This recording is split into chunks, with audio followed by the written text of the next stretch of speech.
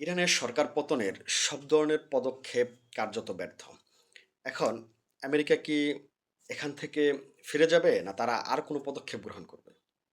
তো সেই ব্যাপারে অধিকাংশ বিশ্লেষক কিছু মতামত দিয়েছেন যে আমেরিকার হাতে হয়তো আছে। যেমন ইরানে এমন একজন সরকারকে ক্ষমতায় বসানো যে ইরানের জনগণের কাছে জনপ্রিয়, পাশাপাশি সে পশ্চিমা বিশ্ব তথা আমেরিকা ও ইসরায়েলের স্বার্থও রক্ষা করবে। তো এরকম ব্যক্তি ইরানে কার্যত কে? তখন দৃশ্যপটে নাম আসছে মাহমুদ আহমদিনেজাদ। যদিও এই নামটা অবিশ্বাস্য, কারণ তিনি ২০০৫ সাল থেকে ১৩ সাল পর্যন্ত যখন ক্ষমতায় ছিলেন, তার ভয়ে আমেরিকা ও ইসরায়েল চুপসে যাইত। তার বক্তৃতায় তারা কার্যতই ভয় পেত এবং ইরানকে কার্যত পরমাণু শক্তিধর রাষ্ট্র হিসেবে গড়ে তোলার জন্য তার পদক্ষেপ ছিল খুবই শক্তিশালী।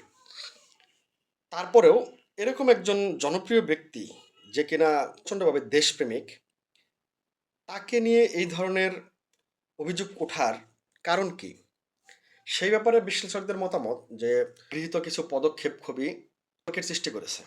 যেমন খামেনির সাথে তার বিরোধ এবং তার কিছু বিদেশ সফর এবং সেখানে পশ্চিমা বিশ্বের কূটনীতিকদের সাথে গোপন বৈঠক, দীর্ঘ সময় বৈঠক এবং ইরানে বিগত সময়ে ঘটে যাওয়া বিভিন্ন অ্যাসাসিনেশন, বিভিন্ন আন্দোলন, সামরিক কর্মকর্তাদের গুপ্ত হত্যা, পরমাণু বিজ্ঞানীদের গুপ্ত হত্যা, আমেরিকা এবং ইসরায়েল কর্তৃক ইরানে হামলা, এই সকল কোনো বিষয়ে তার তেমন কোনো রেসপন্স নাই। কৃষকদের ধারণা যে খামেনির সাথে তার যে বিরোধ এবং ২৪ সালে ইব্রাহিম রইসির হত্যার ঠিক ৯ দিন পূর্বে হাঙ্গেরিতে সফর এবং সেখানে তার গোপন বৈঠকের যে ধারণা এবং ইরানে ব্যাপক গোয়েন্দা তৎপরতা চালানোর অভিযোগে গ্রেপ্তার হওয়া কিছু ব্যক্তি যারা মাহমুদ আহমদিনেজাদের ঘনিষ্ঠ বলে পরবর্তীতে বের হয়েছিল।